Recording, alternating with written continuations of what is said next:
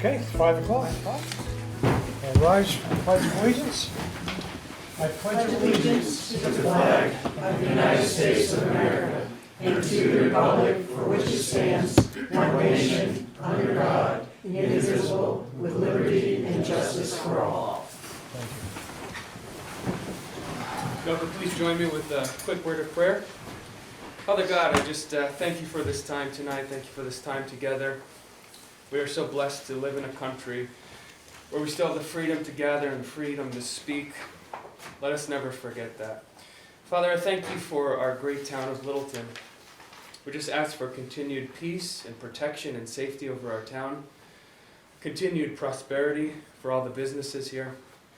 Thank you for solutions to problems. Father, I just bless and thank you for our leaders here. Would you give them wisdom that they need to make wise decisions? We thank you, God. Things to be solved tonight, just for a productive meeting. So we thank you for your continued blessing over this great town. In your mighty name, amen. Amen. Thank you, Jamie. Okay. No public hearings tonight? No.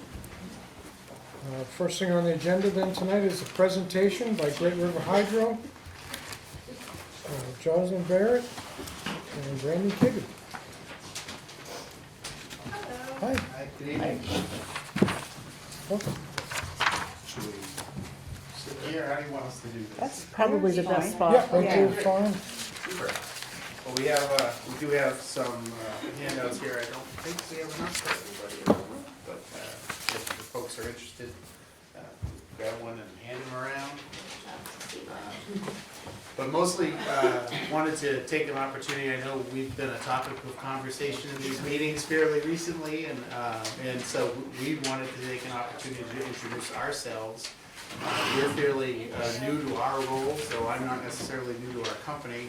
So we wanted to make sure we had an opportunity to get in front of the board and the town to introduce ourselves and kind of open the conversation so that we can develop a better relationship and just kind of get the conversations going around the expiring pilot agreement that we have with the town. So as way of introduction, my name is Brandon Kibbe. I actually am the Vice President of External Affairs, only started in that role fairly recently, though I've been with the company and with predecessors since 2013. I started back then as a land agent for the company, then TransCanada at the time. If you're familiar with our company at all, you might know that we have about 30,000 acres of property throughout our hydropower assets throughout New England. And so my role when I started with the company back then was to manage the land, the timber resources, some of the recreational aspects of our property, and the many miles of common boundary that we have with other neighbors and things. So that's what my role started with about 10 years ago, and I've fairly recently taken on this new role of external affairs, which property tax is one of the things that falls under that. Lucky for me, one of the first things I had the good fortune to do was to help onboard Jocelyn, who started with us in October. I'll let Jocelyn introduce herself. I'm Jocelyn Barrett. I'm the property tax coordinator, and I handle all of the property taxes for the company in the 63 communities that we have assets in, whether it's assets or flowage rights, and I'm new to the company. So I actually live in Massachusetts and work out of our Westboro office, though I will tell you my office is actually the front seat of my pickup truck because of the way our assets are kind of spread out all over New Hampshire, Vermont, and in western Massachusetts. Jocelyn actually lives in Lancaster and works out of our Littleton office at our Moore Reservoir. So she's a more local contact for you. But we wanted to kind of give you an overview of Great River Hydro, just so you have an understanding of who we are as a company and the assets we own. Talk a little bit more about Moore, which I'm sure most of you are familiar with. probably either from a fishing boat or some other way, but tell you a little bit more about sort of just the general overview of the company. So, first of all, who we are as a company. So Great River Hydro actually operates 13 different hydroelectric facilities and 3 storage-only reservoirs, so reservoirs without hydroelectric generation associated with them, on the Connecticut and Deerfield rivers. Our assets start at the very top of the Connecticut River at the Connecticut Lakes. We actually own first Connecticut Lake and second Connecticut Lake in Pittsburgh. And those are storage-only reservoirs. And then the water flows downstream. First hits our Moore Reservoir, then Comerford and McAdoo Falls, which are all fairly local here. Continues downstream to our Wilder facility, Bellows Falls, and then Vernon, pretty close to the Massachusetts state line. On the Deerfield River, very similar setup there, where we have the Somerset Reservoir at the very top of the watershed on the Deerfield River. Then it goes Searsburg, Harriman, Sherman, Deerfield number 5, Deerfield number 4, Deerfield number 3, Deerfield number 2. There is no Deerfield number 1. So there's a lot of facilities stretched out over a pretty long linear geography. Total about 589 megawatts of installed capacity. To the average Joe, that means nothing. Think Vermont Yankee. Vermont Yankee was about 620 megawatts of installed capacity, so our entire system is about 589 megawatts of installed capacity. We generate about 1.6 million megawatt hours a year. Again, average Joe says, what the heck does that mean? It's about 213,000 homes in New England we can power. That's all clean, renewable energy that we generate from hydropower. Pretty unique system that we have in that they're sequentially located. We've got all these facilities that start with reservoir storage at the very top of the system and then flows downstream, and we reuse the water over and over and over and over again as it flows downstream. And we closely coordinate all of that through our Renewable Operations Control Center, which is located in Wilder, Vermont. So we have an operations center that's staffed 24 hours, 7 days a week in Wilder, Vermont, where we can, with a click of a mouse, turn on a generator or turn it off, where we can open a gate to pass water at a dam or close a gate to pass water at a dam, where we have video cameras and other ways of monitoring what's going on at our facilities. So 24/7, we have eyes on the system with a set of operators that operate the Deerfield River and a set of operators that operate the Connecticut. So we have a highly coordinated system, which is really unique in New England. When most people think of hydropower in New England, they think of run-of-river hydro generally, which is hydropower that generates with the water it receives. As soon as it receives it, goes through a generator out the bottom, and electricity is generated. All of our facilities are unique in that we have reservoir storage. So we can actually turn the generator on and turn it off when the system needs it the most. And so unlike most hydropower generators, and certainly unlike any other renewable generation like solar or wind, we can turn on when the system needs us the most. We like to say we're the original battery, right? You know, there's all the rage right now is talking about battery storage for making a clean energy transition. Well, hydropower is the original battery. And we have 2 of the largest conventional hydropower facilities that have this type of characteristic in all of New England. One of them is Moore, which is the largest conventional hydropower in New England. The other is Comerford, just downstream. So we're proud owners of a really unique system in New England. Very unlike most hydropower in all of New England. Does anybody have any questions about that? Okay, great. So a little bit about Great River Hydro.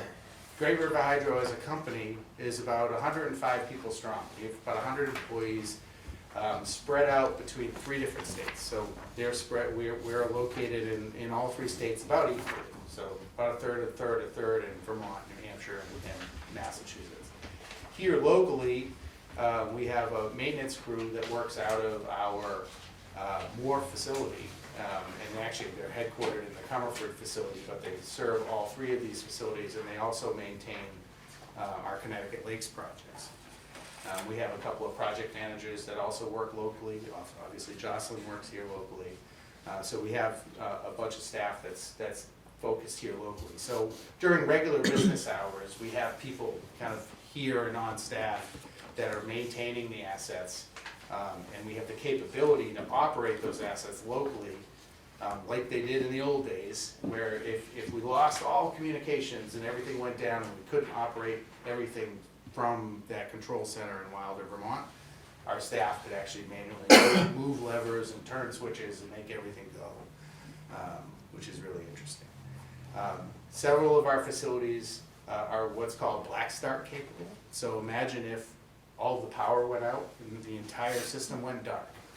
Then we have facilities, because they're hydropower, because they can generate with the flow of water, and we have the ability to open and close gates to turn those wheels and move that machinery, we can actually start the system back up again. And so our black start capability is really important to the grid reliability that is offered in New England as well. So let's see, in terms of our company, what else can I tell you about Great River Hydro? Yeah, our corporate offices are in Massachusetts, but our folks are located throughout, and we have, I guess the other really important thing that most folks, I think everybody I talk to, especially when I was land agent, anybody I've talked to around here would refer to it as power company land. It's power company land, because all these facilities were originally developed by New England Power Company. And it was New England Power Company until the electrical industry was restructured in the late 90s, and we actually became an independent power producer. And so now we produce power in a merchant market. So I like to think of the work that we do generate power as really as an industrial sort of manufacturer of something. Think of us as a pulp plant. We take in certain raw materials, and out the back door comes paper, right? Same thing for the work that we do. Water comes in, and out the door goes electrons.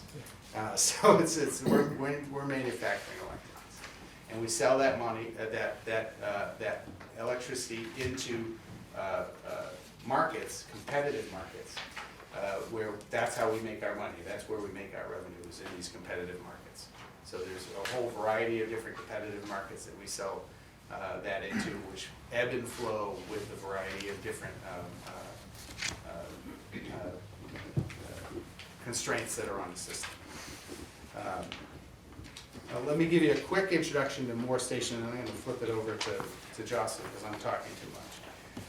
Moore Station was founded, originally came online in 1957. So it's a pretty new hydropower facility, believe it or not. Hydropower is the longest tenured generator in the fleet in New England. It's an old technology. Think of water wheels powering sawmills and powering grist mills and things in the old days, right? Humans have always, for a very long time anyway, known how to generate power from water. And so when electricity came along, they used that old technology and converted it. So these facilities have been around for a long time.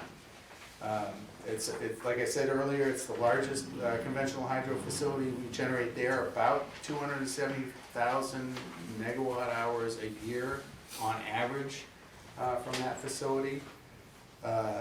It's part of our what we call our 15-mile Falls hydroelectric project. All of our projects are regulated by the Federal Energy Regulatory Commission. And there's the three projects that make up, or three developments that make up the 15-mile Falls project. There's Moore, Comerford, and McIndoe. And most of our neighbors and friends in the areas know our facilities best by the recreational resources that they offer. We have 7 different boat ramps and picnic grounds on Moore. We have miles of trails. We host the Littleton Off-Road Riders snowmobile trail on large sections of our property. We actively manage portions of our property for timber resources. Most people are familiar with our land and our recreational resources when they see our property. Both chiefs will know that Matt Kelly, who's our area manager, and work with him from time to time for a variety of different activities, from enforcement issues at recreation areas to some training and other things that happen. And then all of our land around 50 Mile Falls is protected by a conservation easement that's held by the New England Forestry Foundation. So it's all permanently conserved and held for outdoor recreation and open space. And then, you know, there's a whole host of other local benefits in terms of the number of contractors we use for local. You know, we hire local landscapers to help manage recreation areas. We hire local folks to do the chemical toilets at the recreation areas and things like that. So we use a lot of local folks to help support the work that we do. Any questions on any of that? Awesome. I'll throw it over to Jocelyn. As Brandon mentioned, we are in some competitive markets, and two of those markets are the capacity market and the energy market. And so each year there's a forward capacity auction that's held, and it's to procure capacity for the market 3 years out. And if you look at this graph, it shows the ebb and flow that Brandon was talking about of the market. The capacity market has not been super favorable recently, but historically it has been pretty favorable, so this graph truly shows that. And then the energy prices are driven by natural gas in New England. There's natural gas constraints in the winter time, and the price of electricity kind of depends on that. And when, as an example, when the Ukraine war started, the price of electricity skyrocketed because natural gas was not readily available, and that's something that we've really seen kind of come down a lot. And that also ties into our generation. When we have a lot of water, like we have in the past year where we've had 3 high water events, generation has been great, but then other years we've had droughts. Like if you look in 2021, generation was not very high. It's because we didn't have a lot of water, so it constrains us on how much we can produce for electricity.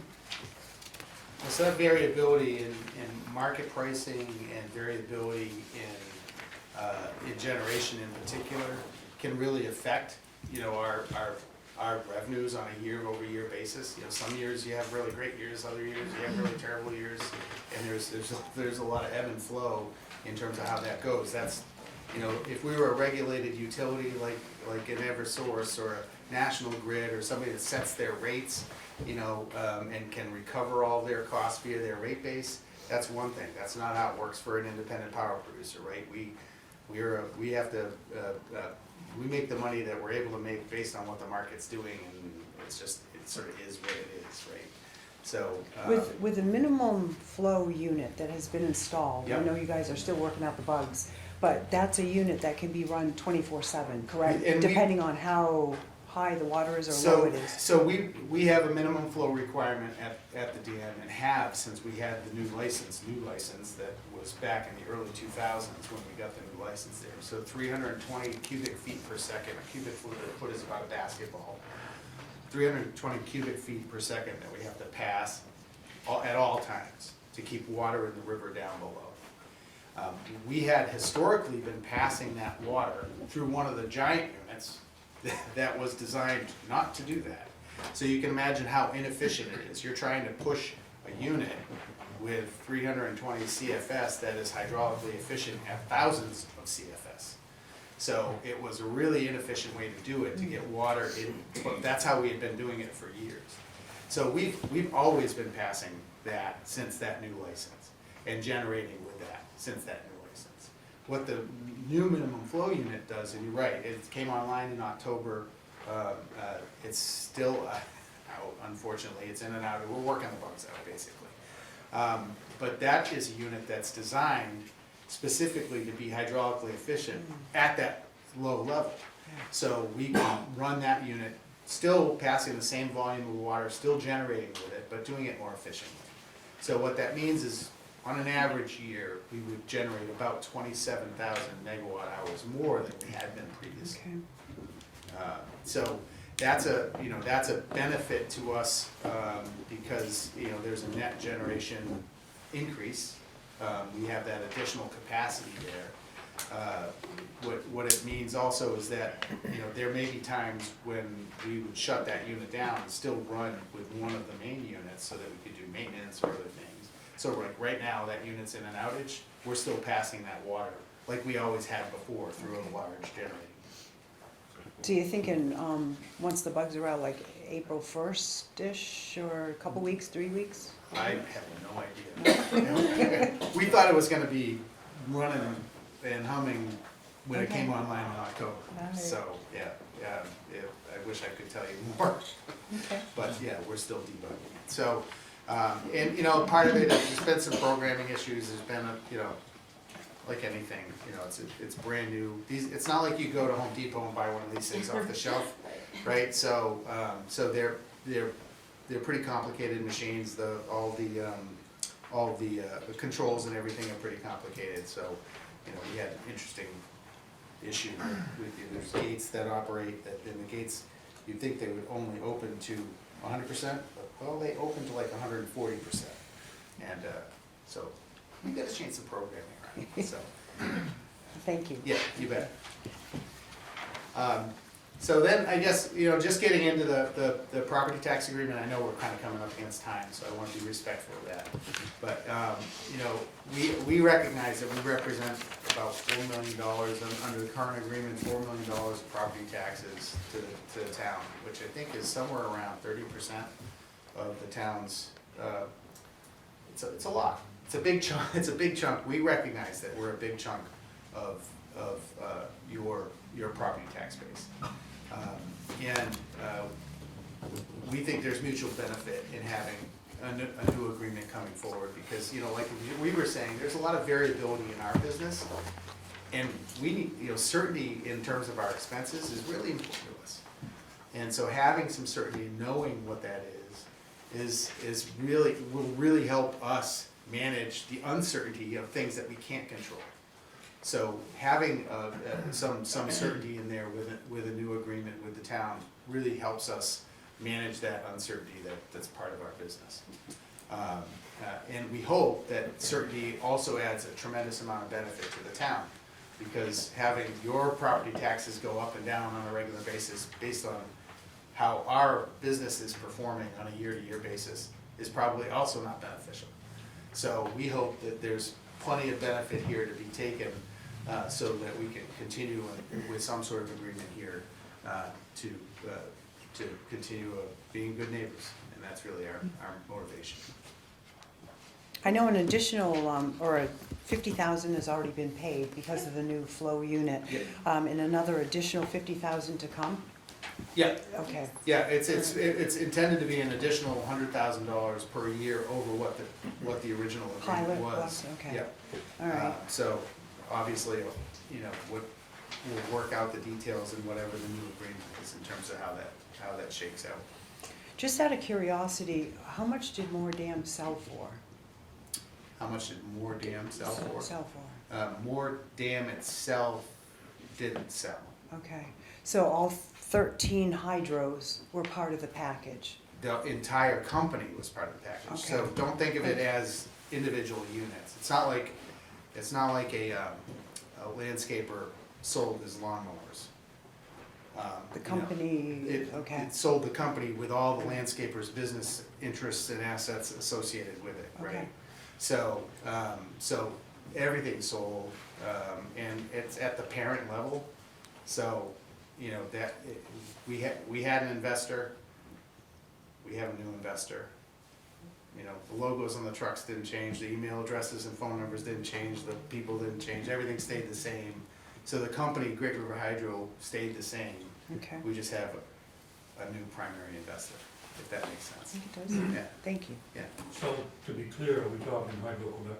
Yes, yeah, that's our, yeah. And our prior investor was private equity, was a firm called Arclight Capital Partners, out of Boston. And they sold, the agreement was announced back in October, you probably saw in the news, and October of '22. And the conveyance actually happened in February of last year, so we just crested the 1-year mark with our new investor. I have a question. Like everything in today's world, you all are connected, you know, to all these different things, and probably even from further away than just within your system through communications connections. So what kind of cybersecurity do you have in place to, because I know that the US infrastructure is very weak in cybersecurity. So I obviously can't describe that. Well, I don't need the details, Yeah, yeah. but I'm just wondering, do you have a solid system? So that- yes, so we have, cybersecurity is an extremely important issue for us, and we take it extremely seriously. We have actually participated in a FERC audit of our cybersecurity, and have come through that with flying colors. So,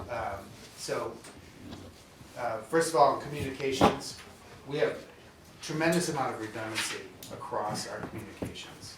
And so if we have everything from radios, satellite phones, to, you know, hardwired networks and everything else.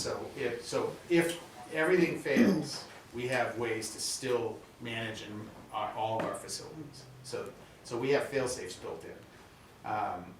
But the most important thing is we operate on a separate, isolated network. All of the communications that happen with the controls of the facilities are on a completely isolated piece of copper. So it's not connected at all? it's not connected at the all outside to the company. outside world. Right. Okay. So it's I'm just thinking, all these it's not hacking just things that have been taking place, and, you know, last thing anybody needs is for you guys to be shut down, right? So don't think of it as a simple software firewall that's protecting our infrastructure from You have an air gap. the nasties, right? We have lots of protections built in, Thank you. and that's as much detail as I can. That's fine. It's a complicated world. Just to make sure that, you know, because like I said, it hurts everybody, but if it goes down, and if it doesn't go 100%. down and other people go down, then we're better off, right? 100%, yeah. But, you know, we had this, we had a tour at our Wilder facility with the town of Lebanon and the town of Hartford not too long ago. And they were really excited. It's like, why can't we just get all the power from Wilder Dam? It doesn't really work that way, right? It's we put our power out onto the grid. And the grid is sort of like water, right? If you put electrons out on the grid, it goes to where it's needed, and it just flows in that direction, right? So certainly when you turn the lights on here, some of those electrons are powering these light bulbs. But they're not necessarily being directed to this spot, right? So we don't feed Littleton directly, but because some of that energy is coming right here from locally, it's certainly showing up here. Are the timeframe of the pilot programs generally 5 years, or is that the general timeframe? I noticed this last one was for 5 years. Yeah. Or is it different for each town? It's different for each town. We have some that are 10 years, we have some that are 2 years. So, And this is probably a really large question, but how do you come up with the number, the 4.059?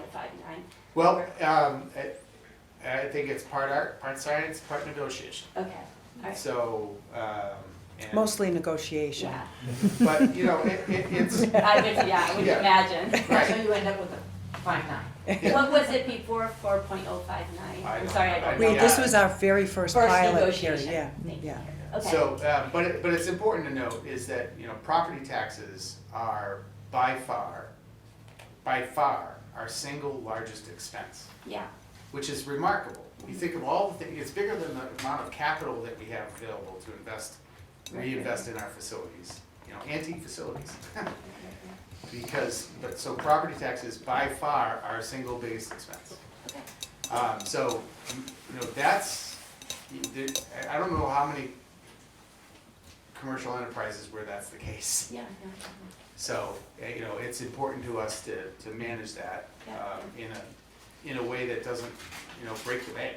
Yeah, I hear you. We're a merchant business.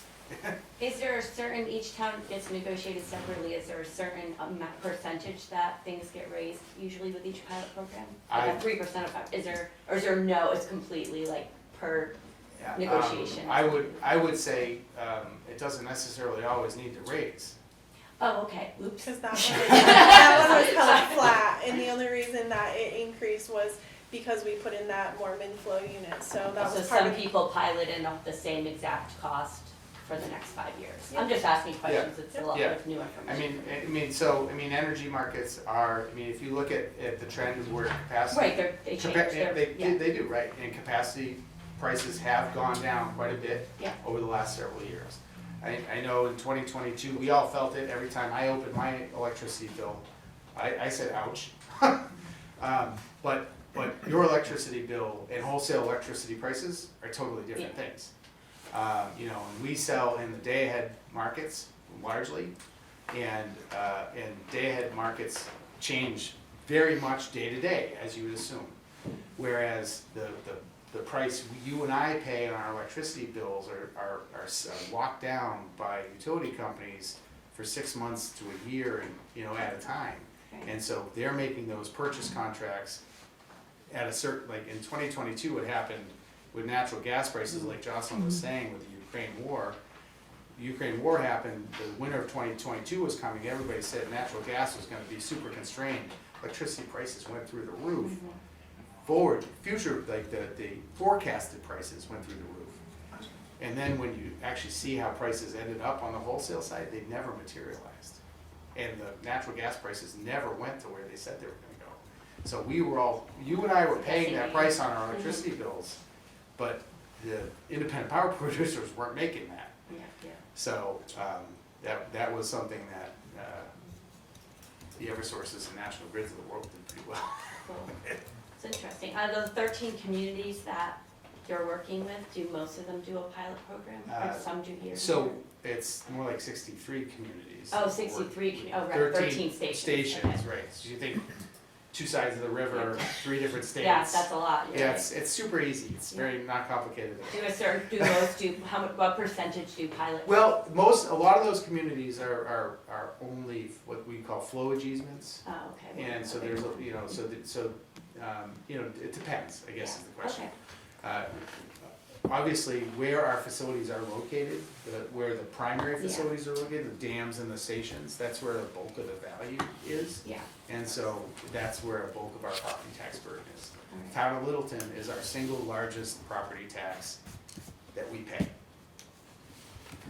And we're also the biggest producing, one, right? The It's, dam, so we're like the king of we've got the But award-winning one. you're only a little bit Right, oh, okay. more producing Oh, than okay. some of our facilities. So more is a very low capacity factor plant. Oh, There's now 5 units there, but we don't run them all the time. gotcha. You know, there's more often than not, most of the year, we run 1 or 2 units at a time for only a couple of hours a day, which most people don't realize.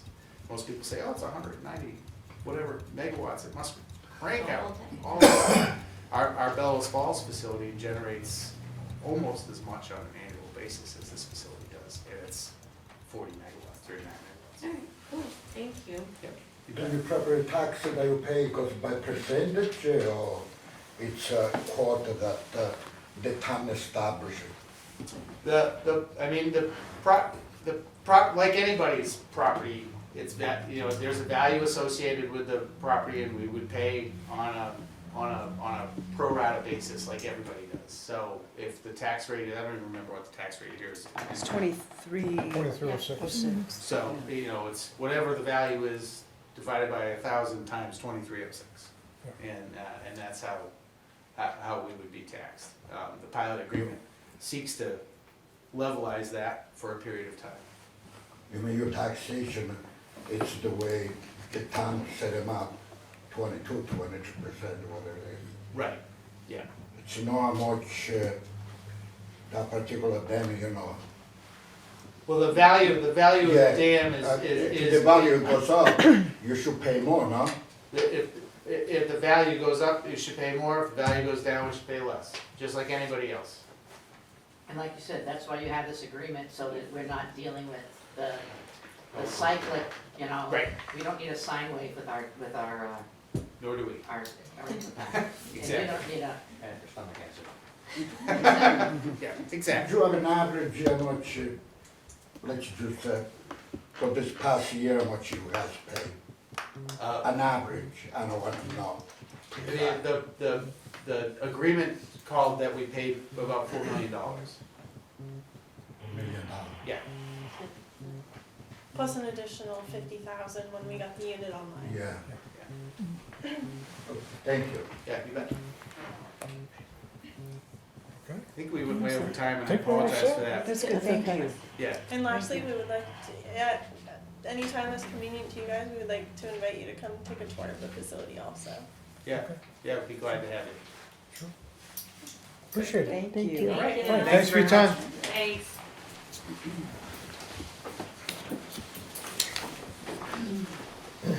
Okay. Yeah, thank you, appreciate it. Next item on the agenda, approvals of the minutes of the Board of Selectmen's meeting, February 20th of '24. Board of Selectmen had a non-public work session. And I'll make the motion, we approve those minutes as presented. I'll second.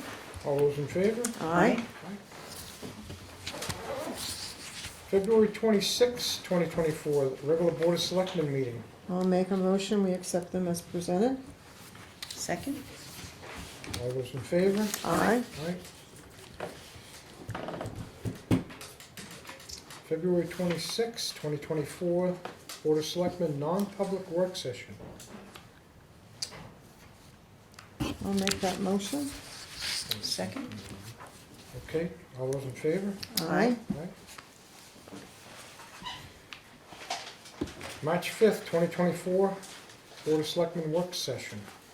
I'll make the motion, we accept them as presented. Second. All those in favor? Aye. Aye. March 5th, 2024, Board of Selectmen non-public work session. I'll make that motion to accept them as presented. Second. All those in favor? Aye. Aye. Takes care of the minutes. Anything on the town manager's updates?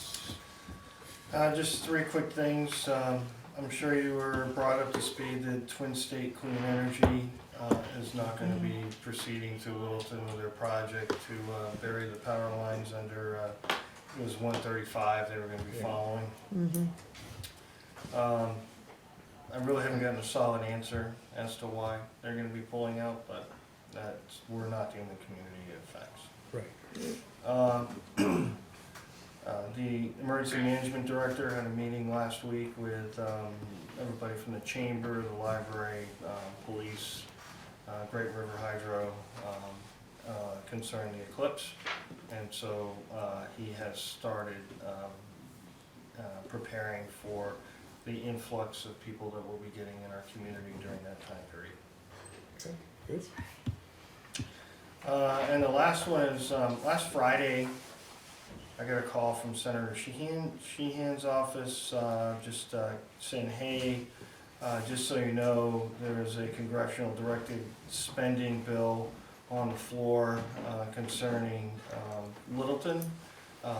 And basically, it all boils down to, I mean, it would have to go through New Hampshire DOT, about $365,000 that would go towards our Phase 2, Main Street Phase 2 project through New Hampshire DOT. I was notified today that that bill did pass. So it isn't like we're instantly going to get the money, but it will be happening over the course of several months. We'll be notified by New Hampshire DOT, and of course they'll make it, there'll be probably a very long list of things that we need to do to make that happen. Okay. How much money was that? $365,000. Perfect. Good. Good news. And that's it. Okay. Good. Next thing is old business. Public Works Department, Dells Dam update. Doug? Good evening, Board of Selectmen. This is a old business, Dells Dam. This is from the last meeting, a continuation. At that last meeting, you guys had received my status report on the Dells Dam project. During the course of that presentation, I talked about a change to the alternative that was selected through the town meeting and then subsequent Board of Selectmen choosing the alternative 2 design for the project, which is a renovation of the dam, keeping its current look, but just renovating it to be able to pass higher water levels over the top of the dam and not compromise the dam. In either case, the discussion came up through our engineer about the option for going with a pedestrian bridge as a better functioning approach for how the dam would operate hydraulically. There was also a recommendation from the Conservation Commission in favor of a pedestrian bridge to replace the automotive bridge. So, but you guys did have some questions about the cost of that, so I did follow up with the engineer. I presented a table for you that's in your report. The pedestrian bridge is looking to cost about $7,000 more. So let me get my numbers right. $602,200 for the automotive bridge, $609,200 for the pedestrian bridge. So relatively small increase. Keeping in mind that we have a contingency factor in those numbers. So we got about a $46,000 contingency account, if you want to call it that, within those budget numbers. So. And I mentioned in my report, we really are not going to know the true cost until the project is actually bid. And at that point, we'll need to know, we'll know better if there is additional funding needed for the project or maybe not. So I just wanted to come back to you with that information on the cost with the pedestrian bridge. And that was using the 2 different bridges that you guys, they gave me the same price on, I think those 2 bridges that you selected as the preferred options. I think they're probably similar in cost. And then the other question was just about the warrant article and making sure that making a change of this nature didn't somehow conflict with the warrant article. So I provided the exact wording of the article for you guys, and it appears it was just strictly a vote of funding through a bond for the project, and nothing in particular about the design was being approved by the voters. So hopefully that answers the 2 areas you guys had questions about. And I'm here to answer any more questions if you have them. Mr. Chairman, Go ahead. I was going to say, I went down and took another look at that, and I'm thinking, do we really need a pedestrian part? Because we don't see vehicles going back and forth over the vehicle bridge right now. It's not used for that. No, but it's access in case, say one of the big pines come down in there that's right up on top of the first hill. It's a lot better access to get in there to get it than to go all the way around and have to deal with it from the other side. That's my theory. Tom? True, although historically, if you look, I think I can count on less than one finger how many times we've had that happen to us Right. since Hurricane of '38.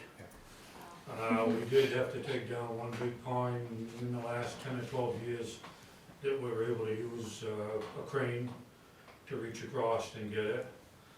I think if we have some catastrophic event, which is the only way we'd ever be removing big timber out of that place, we could certainly fix the access to work and come out with some minor adjustments, come out through the cemetery. Through the cemetery. Yeah.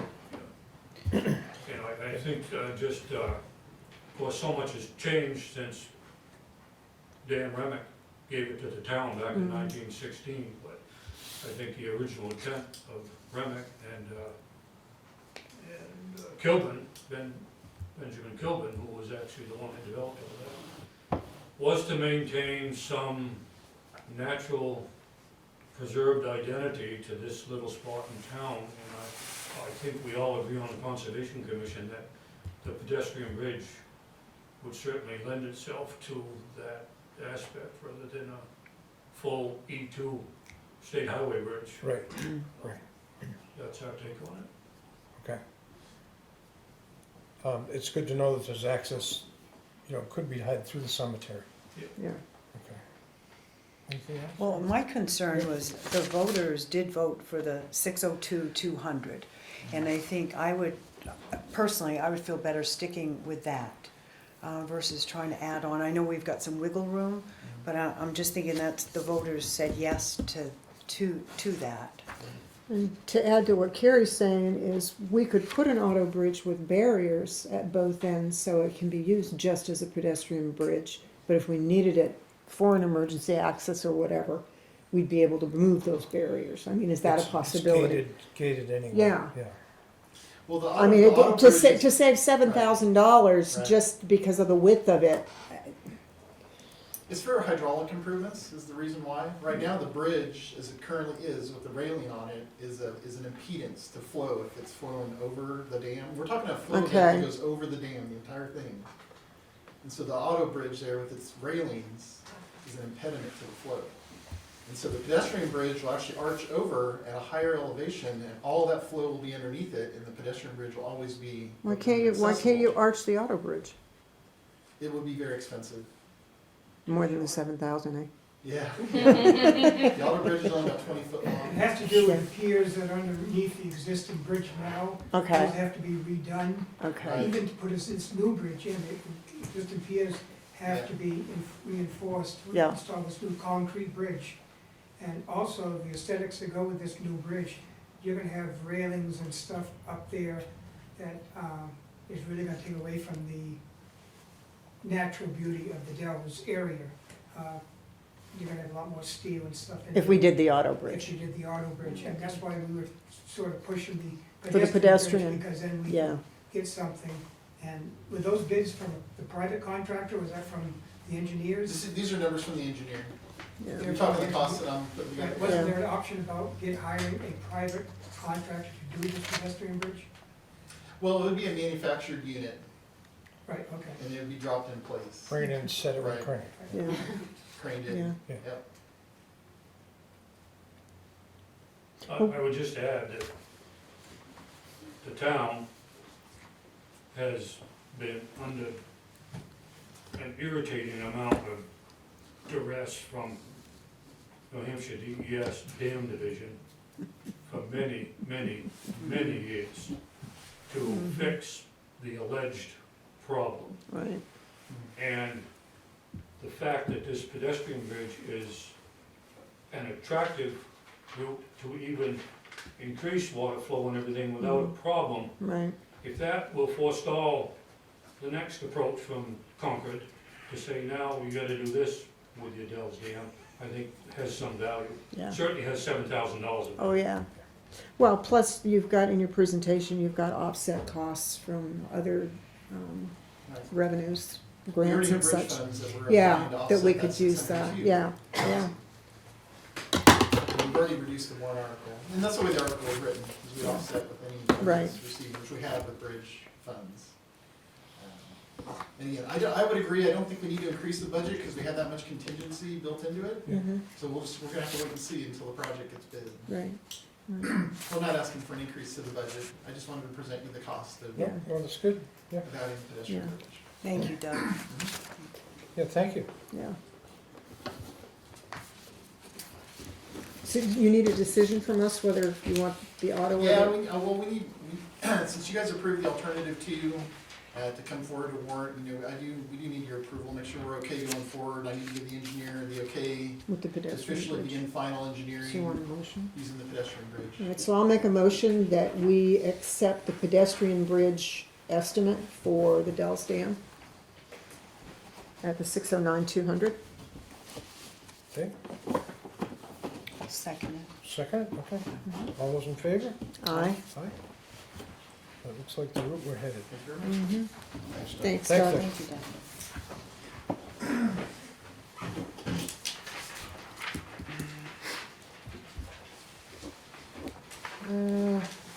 New business, anything under new business? Board of Selectmen's topics.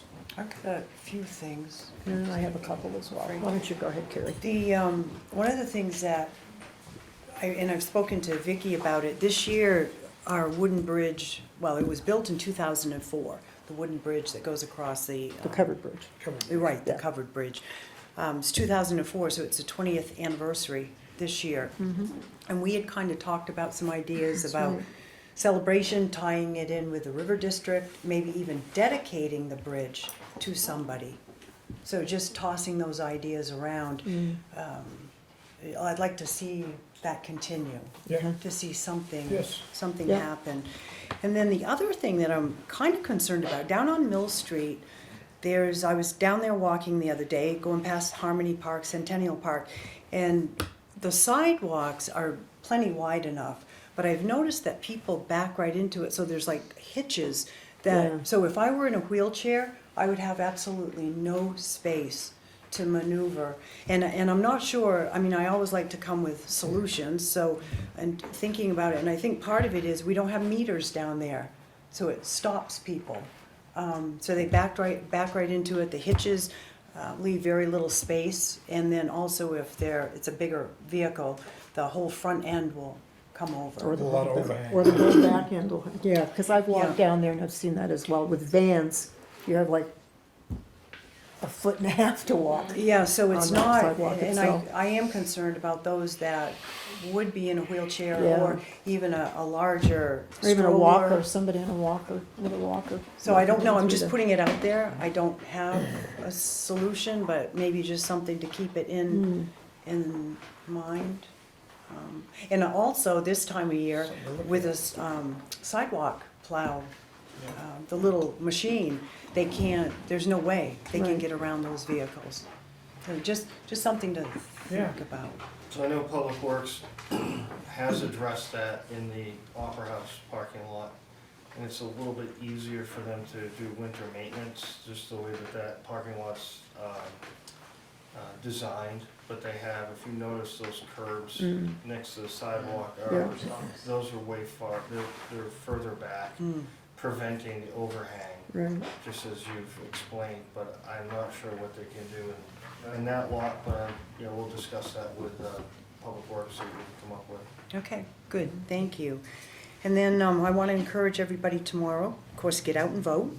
Polls open up at 8 a.m., close at 7 p.m.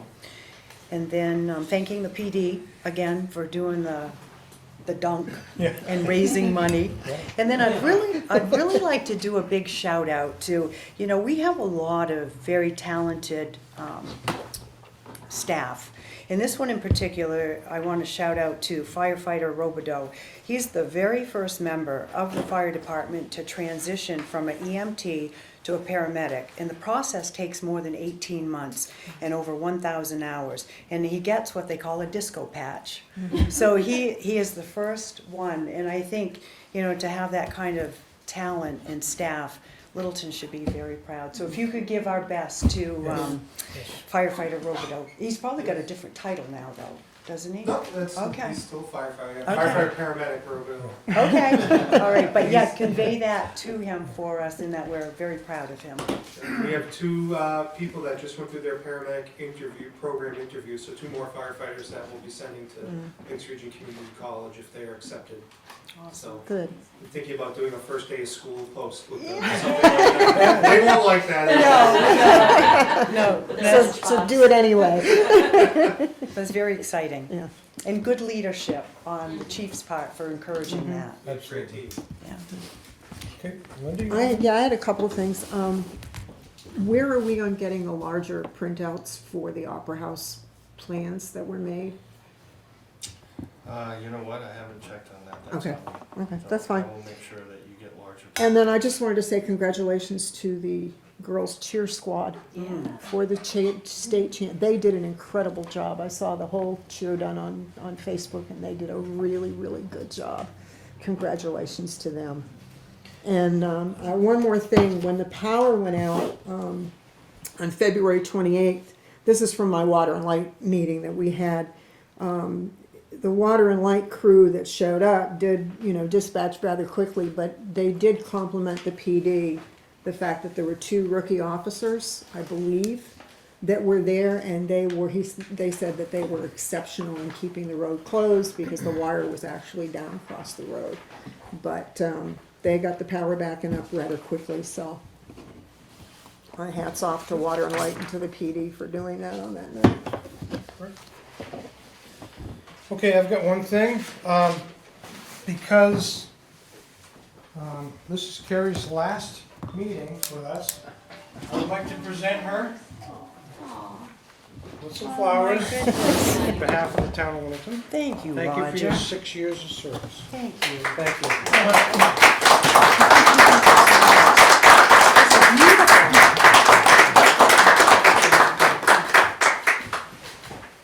Wow. Thank you so much. I appreciate it. Can I say just a couple words? Sure can. It definitely is and has been an honor to be able to serve the town. I think back almost 7 years ago when Skylar Sweet, God rest his soul, had approached me about becoming or running for a selectman, and I said, absolutely not. No way. And he said, well, just come talk to me. It's really not all that. It's heavy lifting, but it's really not all that bad, and I think you can do it. You love the town. You were born here. You know what goes on, and so encouraging me to sign up and run. And of course, I won the first round, and then jokingly, I asked my husband Bill, do I run again for another 3 years? And he said, as a single woman, you can. So, well, I'm still married. So, but this time it's an honor. So I'm very, very thankful to have served Littleton and for all the great people. Oh my goodness, I mean, going back to the town employees, the staff, just meeting some awesome folks and being able to, it is a team too. Nobody ever does it on their own. So very thankful for that and the friendships made, and so thank you, and thank you again for the flowers. No problem. Yes, okay. That's it. Next thing on the agenda is public comment. Doing the 3 minutes or less, comments only. Anybody? Go ahead. I want to ask the board and other people in this room to think about the Pledge of Allegiance that they say at the beginning of these public meetings. The last line, indivisible with liberty and justice for all, is part of the original Pledge of Allegiance. It has not been part of the modification that has been made in the 50s. This is meaningful. We need to think about what these words mean. This country is divisive politically, economically, religiously, racially, and ethnically. And so is this town. I mean, most of us have seen what's gone on for the last 6 months or maybe more. And I think we all need to think about, is everyone provided liberty and justice? I also like to have a request that the board try to maybe modify or reconsider the prayer at the beginning. I believe that that's a divisive activity. It's probably, most of the people in this town are not religious. And some that may be religious, they are not in congregations in this town because there is no representation for them in this town. They get left out. Yet we, because I'm one of them, I sit here and listen to things that are almost offensive at times. And I just think that we don't need to do that at public meetings. We don't need to have prayer at every single time people get together for everything. I mean, do you guys have it at non-public meetings? Do you do a pledge and a prayer? We do the pledge. That's kind of where I want to get. I just want people to reconsider that and then just think about how we can bring this town and back together again. You know, I just, like I said, I'm one of the ones that is offended by the prayer, and I am not a regular church goer, but the closest church for me would be St. Johnsbury. So I'm not represented there. There are other people that are in the same situation, Jews, Muslims, and certainly other mainstream Christian groups that are probably not represented by what we have here in town. And that's just the way of the world, but there's no reason, right now you're restricting it to people in town, and at least from what I've seen in the past 6 months that I've been attending meetings regularly, it's not even a lot of, like, what I'll say, the basic prayers that you get from the mainstream Christian churches. It's a little more evangelical. And I'm not saying anything against any religion. I believe that everyone should practice what they are and what they believe. But we also shouldn't try to be forcing them on other people. So that's what I have to say. Thank you. Yes, yes. I would like to add to that prayer controversy in the fact that I think a lot of people are religious even though they don't go to a church for the same. But, you know, like myself, I consider myself a Christian, but my God makes house calls, and I talk to him on a regular basis.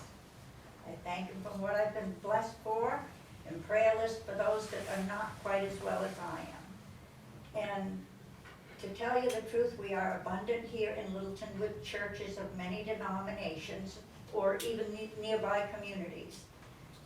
And I would like to just see that, in respect for everybody's different religion, either have a silent prayer or eliminate it.